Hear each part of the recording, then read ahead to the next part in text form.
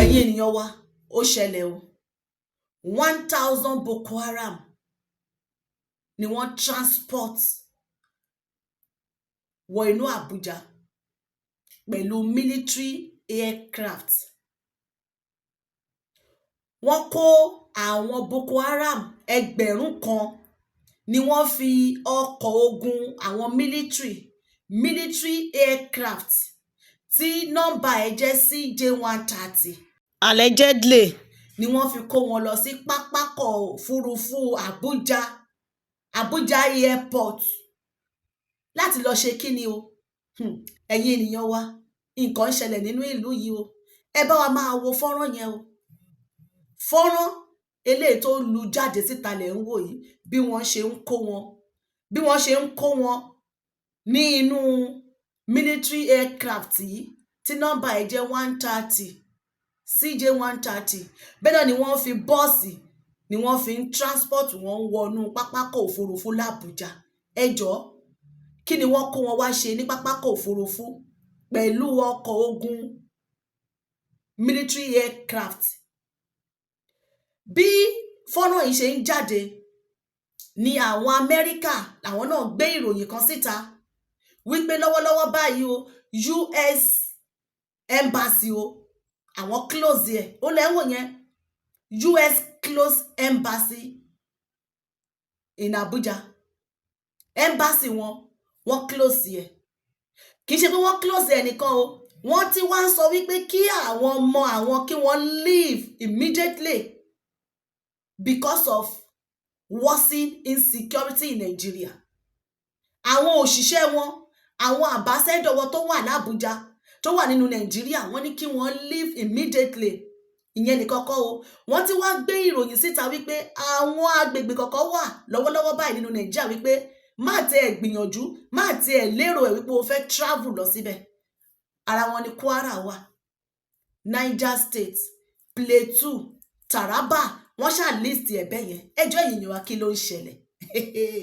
Ẹ jẹ́ kí a kọ́kọ́ fi ohùn sí kẹ́ ẹ bá wa gbọ́ ohun tó ṣẹlẹ̀ nínú fọ́nrán tẹ́ bá wa ń wò yìí wípé 1000 Boko Haram transported to Abuja láti lọ ṣe kíni. Yorùbá ronú. Àwọn fídíò yẹn lẹ bá wa ń wò yẹn o. Ẹ jẹ́ kí gbogbo wa báyìí níbi tí a bá dé yìí. Gbogbo àwọn nǹkan tí wọ́n kó jáde láti fi máa distract ará ìlú àbí tí wọ́n fi ọkàn ará ìlú ń balẹ̀ pé 2027 ṣé mọ̀ wípé àwọn tí wọ́n pera wọn ní Fúlàní tó jẹ́ Fúlàní yìí wọ́n ń pláàni o ṣùgbọ́n wọ́n mú ọkàn ará ìlú ń balẹ̀ wípé àní 2027 sẹ́ẹ̀ kí ni nǹkan tó ń ṣẹlẹ̀. Ìyẹn túmọ̀ sí wípé something is happen. Amẹ́ríkà wọ́n ti embassy wọn, ìyẹn nìkan gan ó yẹ kó gba ìfúnra. Ìyẹn nìkan gan ó yẹ kí ará ìlú ronú sí yẹn lọ́tọ̀ wípé Amẹ́ríkà ti embassy wọn, wọ́n dẹ̀ sọ fún àwọn ọmọ wọn pé kó kúrò nínú ìlú ibi tí ètò ààbò Nàìjíríà tó mẹ́hẹ̀dé. Ẹ̀yin ènìyàn wa jẹ́ kí a fi ohùn sí fọ́nrán eléyìí tó link síta wípé wọ́n kó àwọn 1000 Boko Haram wá sí pápákọ̀ òfurufú Abuja allegedly. Jẹ́ kí a fi ohùn sí kẹ́ bá wa gbọ́ nǹkan tó ṣẹlẹ̀ nínú fọ́nrán yìí. Nigerians, leave Wizkid and Burna Boy alone. Leave what do you call this guy name again? What do you call it? DJ Tunes. Leave him alone for now. Pay attention to this. Pay attention to something is happening in Nigeria right now that English Alhaji, don't know what's going on. Something is happening in this country. A lot of you guys don't know what's going on. That's why I'm telling you guys to leave Wizkid and Burna Boy and DJ Tunes. Let's talk about this. Something is happening. Now, for the past, this week alone, they have transported close to 1000 Boko Harams to Abuja on a military cargo aircraft, CJ130. See, what I'm telling you is fact. CJ130. A military cargo aircraft have transported close to 1000 Boko Haram to Abuja. They blindfold them, they handcuff them, they bring them in. Asake TV show. Like the purpose of bringing these guys in, me English Alhaji, I don't have details to this. I don't. That's why I'm telling you that. But for me, I feel like something is not right. Something is going on. Close to 1,000. Why are they bringing these guys in? English Alhaji don't know. Are they bringing them into? I don't know. I don't know. Bringing them in from Maiduguri, from like. I just want you to pay attention to this. Put today's date down. On the 9th, say English Alhaji told you guys this. Today's date is 9th of April 2026. Just remember I told you this. Remember the aircraft, the cargo aircraft CJ-130 be bringing in Boko Haram. Asake TV show. Blindfolded and handcuffed. So I think we should pay attention to this. I'm not going to sleep. My eyes will be on them. I will not sleep at all. But still, I want us to pay attention. Let's Burna Boy and this. Let's talk about this thing. It's not a good sign for me. You know the story. As in they hide them. The English Alhaji, they bring them out. Are they active? It can be this now. Asake TV show. Ẹ̀yin ènìyàn wa fọ́nrán yẹn lẹ bá wa ń wò yìí o. Kí ni ẹ̀yin náà rò wípé wọ́n kó àwọn 1,000 wá ṣe ní pápákọ̀ òfurufú l'Àbújá? Ẹ máa bá wa wo fọ́nrán yẹn lọ.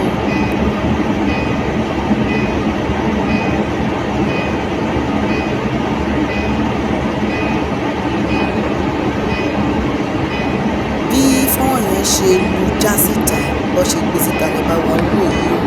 Allegedly o, ẹ máa bá wa wò wọ́n o. Ohun tí wọ́n kó wá ṣe padà wá yí ẹnikẹ́ni báyìí o. Bàbá mú ọ̀dà bí ìbẹ̀yẹ lójú ẹsẹ̀ bí ẹ̀kọ́ ti mú wọn kúrò. Lẹ́nu January síbi tá a wà ó lóye Brigadier General tó ti mú balẹ̀ o. Àwọn tí wọ́n wá fi military aircraft kó wá wọlé yìí ṣé kò gba ìfúnra? Yorùbá jí má sùn. Boko Haram member je rudo nebe hinje ja Abuja airport na hane. Ka Boko Haram by va call by way mi sha C-130 je rudo nebe hinje Kreta airport na hane. Ka kolu za he me je ne. Ka hinje ne ve ka duan je rudo nebe sha out Abuja airport ne. Fact. Age ve je ne. Age ve je rudo ne. Ka C-130 na ja airport ne.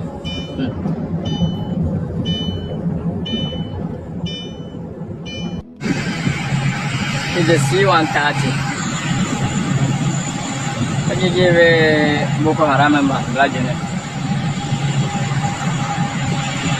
C-130 ve Boko Haram member. Asake TV show.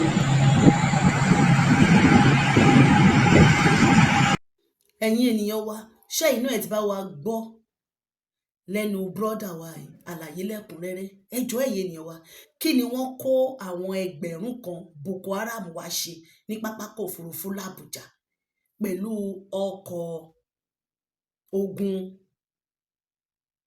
military aircraft? Allegedly.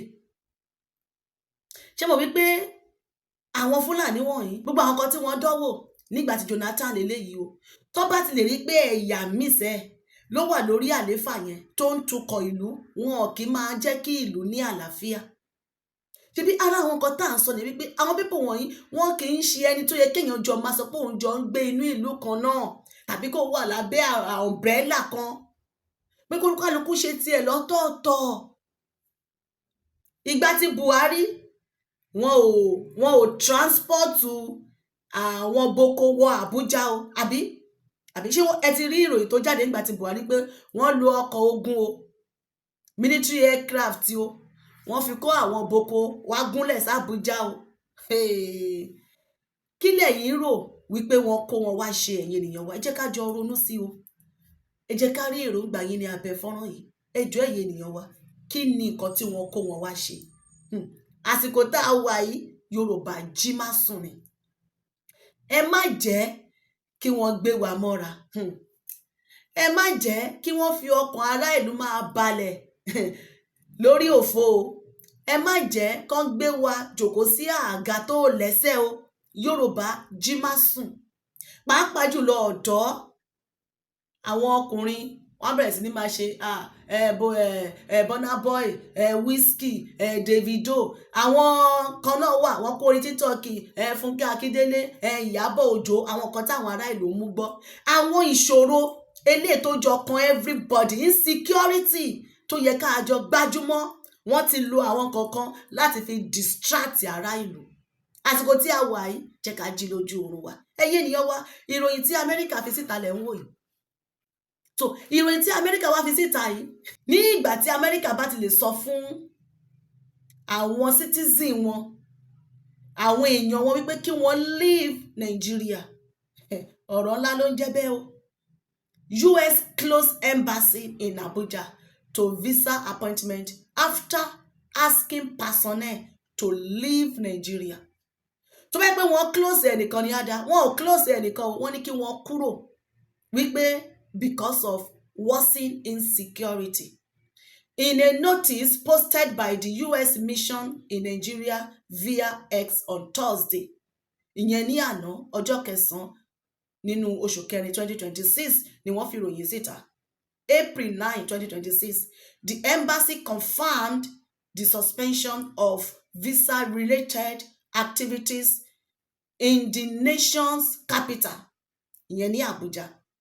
The United States Department of State has shut down visa appointment service at its embassy in Abuja following the authorization for non-emergency personnel and their families to leave Nigeria over worsening security concern. U.S. Embassy is closed for visa appointment applicants should check their email for detail on rescheduled appointment. Visa operation at U.S. Consulate General Lagos continue. American citizen service are available in emergencies and by appointment. The advisory issued on April 8, 2026 showed that Nigeria remains on level 3 with American citizens urged to reconsider traveling to the country due to escalating insecurity driven by terrorism, kidnapping, violent crime, and civil unrest.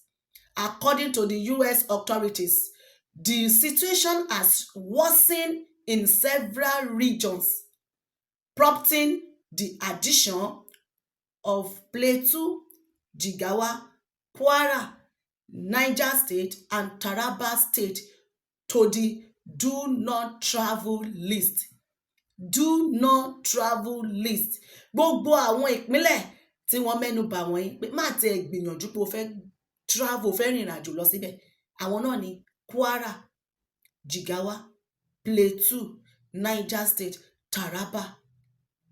Wọ́n fi ìròyìn yẹn síta ní ìjẹta. Ìyẹn ni pé àwọn agbègbè tí èyí ò tẹ́ gbọdọ̀ sọ pé òun fẹ́ lọ lọ́wọ́lọ́wọ́ báyìí. Lẹ́yìn ìgbà yẹn ní ìròyìn míì tí wọ́n jáde lánàá wípé Amẹ́ríkà wọ́n shut down embassy wọn.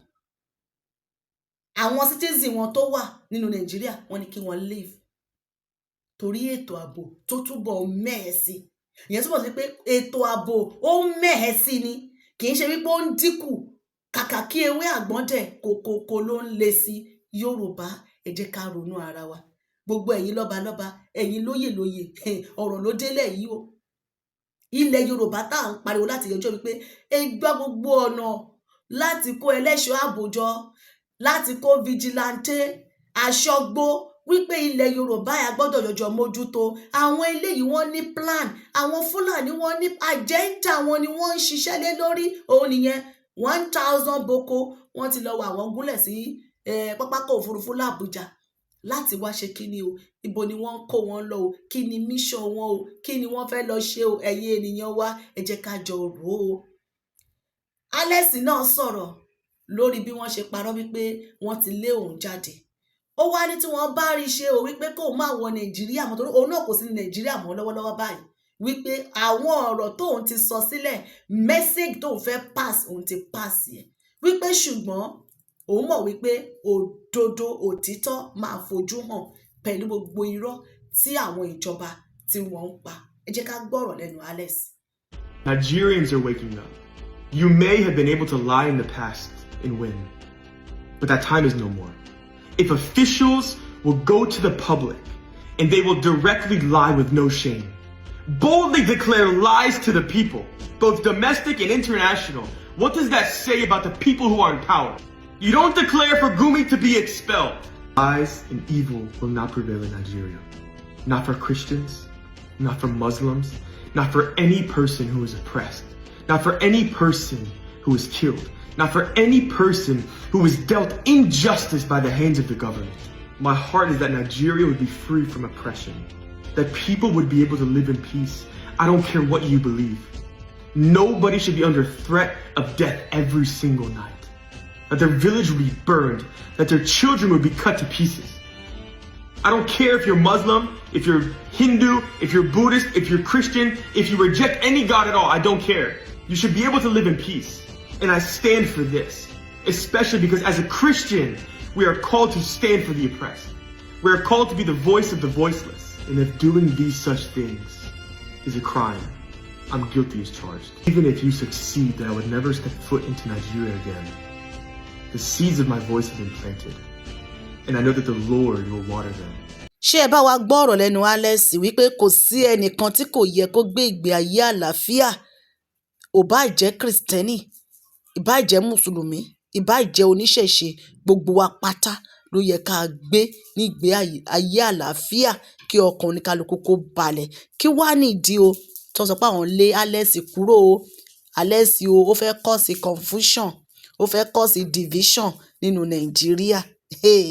Elédùmarè kò ṣàánú fún wa. Ẹ̀yin ènìyàn wa, ṣé ẹ bá wa gbọ́ ọ̀rọ̀ lẹ́nu ẹ̀ bẹ́ẹ̀ yẹn? Ṣé ni pé gbogbo àgbáyé túbọ̀ ti mọ àwọn ìjọba báyìí pé sí onírọ́? Ṣé orúkọ gidi ni wọ́n ń fún ìlú yẹn bẹ́ẹ̀ yẹn? Ṣé bí ìdí ta sọ pé àwa ìran Yorùbá ẹ jẹ́ ká fọwọ́sowọ́pọ̀, ẹ jẹ́ ká ní one voice. Ọ̀rọ̀ tó wà lẹ̀ ó jọ kan wá ní o, wọ́n ní worsening insecurity every day ló ń peléke sí. Àwa la dẹ̀ jẹ́ citizen àbí? Àwa lájọ nílùú. Àwọn nǹkan tó ń ṣẹlẹ̀ yìí, ìgbésẹ̀ wo ni àwọn àgbààgbà wa ń gbélé lórí? À ń sọ̀rọ̀ wípé kò sí ètò ààbò. Wọ́n sọ wípé 2027 ẹjọ́ lọ́wọ́lọ́wọ́ báyìí ṣé miracle tí wọ́n fẹ́ perform ní 2027 yẹn, kí ló tí wọ́n bẹ̀rẹ̀ sí ní máa perform ẹ̀ lọ báyìí láti lè fi dóòlà ẹ̀mí àwọn ènìyàn lọ́wọ́ àwọn ìkòkò burúkú wọ̀nyí. Wọ́n ti kó wọn wá wọlé báyìí o, kí ni wọ́n kó wọn wá ṣe? Ṣé wọ́n mú wọn nígbò Sambisa ni? Tó bá tẹ̀ mú àwọn èèyàn, tó bá mú ọ̀daràn, ṣé wọ́n ti gara, wọ́n kó wọn sínú bàálù ni? Ṣebí ibi tó ti mú wọn yẹn gẹ́gẹ́ bí ọ̀daràn tí oríṣiríṣi ẹ̀mí ti bọ́ lọ́wọ́ wọn, ibẹ̀ kọ́ ló yẹ kán ti yanjú wọn lẹ́jọ́. Ibo náà wá ń kó wọn lọ o? Kí ni wọ́n fẹ́ kó wọn ṣe o? Yorùbá jí má sùn, ọmọ olódò idẹ ṣe wà nílé, ẹjọ́ bá wa ké sí wọn o, ẹ béèrè àlàáfíà pé kí ló ń ṣẹlẹ̀ l'Ábùjá o. Ọmọ Yorùbá jẹ́ ká ronú ara wa. Ẹ̀yin ènìyàn wa, ẹ bá wa pín ètò yìí, ẹ jẹ́ ká rí èròǹgbà yín ní abẹ́ fọ́nrán yìí. Ojú wo lẹ̀yin náà fi rí fọ́nrán yìí sí? Kí lẹ̀yin náà rò wípé wọ́n kó wọn wá ṣe? Ibo ni wọ́n ń kó wọn lọ? Àwọn Fúlàní, àwọn tẹ́rọ́ pẹ̀lú oríṣiríṣi nǹkan ìjà ogun lọ́wọ́ wọn, níbo ni wọ́n ń kó wọn lọ? Àná ni wọ́n ìpa Brigadier General o. Láti January síbí ó ti lóye Brigadier General tí wọ́n ti mú balẹ̀ o. Kí ló ń ṣẹlẹ̀ báyìí nínú ìlú yìí? Ẹ̀yin ènìyàn wa, Yorùbá à ń sọ fún wa wípé jẹ́ ká fọwọ́sowọ́pọ̀, ká gbára wa lẹ́ẹ̀kan. Wọ́n ti lo oríṣiríṣi àwọn nǹkan láti fi distract àwọn ènìyàn. Jẹ́ ká fọwọ́sowọ́pọ̀, ká gbára wa. torí kí Amẹ́ríkà tó lè sọ wípé kí àwọn àbáṣẹ́dọ̀ wọn o àtẹni tó ń ṣe àbáṣẹ́dọ̀ kan kúrò nínú ìlú ṣàpé wọn ò fi citizen wọn ṣeré o, wọn ò fi ìbàjẹ́ ẹnìkan báyìí wọn ò fi ṣeré. Ẹ wò kan tó ṣẹlẹ̀ ní Iran. Àwọn navigator tí wọ́n ń wa war fighter jet Amẹ́ríkà méjì, wọ́n rí wípé àwọn rescue ẹ̀ over $500 million ni wọ́n ní wọ́n ná. Wọn ò tẹ ẹ̀kọ́ iye owó tí wọ́n bá ná, but àwọn ò gbọ́dọ̀ lùsì wọn. Ǹjẹ́ bẹ́ẹ̀ ni àwọn adarí ti wá ń ṣe. Ṣé mọyé ẹ̀mí tó ti bọ́ tó ń bọ́ lójúmọ́ lọ́wọ́ àwọn agbésùmọ̀mí. Ẹ̀yin ènìyàn wa, jẹ́ ká ronú ara wa, ẹ jẹ́ ká jí. Ẹ bá wa subscribe sórí YouTube channel wa Àṣàkẹ́ TV, Àṣàkẹ́ TV Show. Ẹ bá wa pín lógúnlógún, ẹ pín lọ́gbọ̀lọ́gbọ̀. Ọ̀rọ̀ tó wà lẹ́ ọjọ́ kan wá ní o, wọ́n ní òye làgbà ń wúgbò o. Ẹ̀yin àgbààgbà wa, ẹ bá wa fi ojú àgbà, ẹ bá wa fi òye, ẹ fi gbé ọ̀rọ̀ tó wà lẹ̀. Ọ̀rọ̀ sunukun, ojú sunukun la fi ń wò. Yorùbá bọ̀, wọ́n ní ìlẹ̀kẹ̀ má já sílé, má já síta, ibi kan ló máa padà já sí. We are on it together. Gbogbo wa ló jọ kàn. Ẹ jẹ́ kájọ gbé yẹ̀wò pé kí ló ń ṣẹlẹ̀ lọ́wọ́lọ́wọ́ báyìí. Kí ni àwọn nǹkan tó ń ṣẹlẹ̀? Kólúkálukú náà fúnra. Torí pé ìfúnra lóògùn àgbà. Pásá ò fúnra, pásá já síná. Àjà ò fúnra, àjà jì. Bó nílé ò bá fúnra, olè ni yóò kó lọ. Tó ṣe bí òwe ẹ̀yin àgbà wa o. Ọmọdé l'Àṣàkẹ́ o. Ẹ bá wa fi òye gbé ọ̀rọ̀ tó wà lẹ̀. Ẹ jẹ́ kí a rí ọ̀rọ̀ ìwòye yín lábẹ́ ọ̀rọ̀ àríwísí yẹn náà dà comment section. Lórí àwọn ìròyìn wa àjàǹbalẹ̀, ìròyìn tó ń lọ lọ́wọ́lọ́wọ́ lórí ashaketvnews.com. Tẹ́ bá débẹ̀, tẹ́ bá ti wọbẹ̀, ẹ bá wa comment síbẹ̀ àwọn ìròyìn tá a bá mú wá ní èdè Yorùbá. Ẹ jẹ́ kí gbogbo wa ká kọ́ bí a ṣe máa mọ̀ ọ́n kọ́ mọ̀ ọ́n kà. Èdè Yorùbá ó ṣe pàtàkì. Èdè Yorùbá ò ní parun láṣẹ Ìdùmarè. Olùdùwà gbé wa o.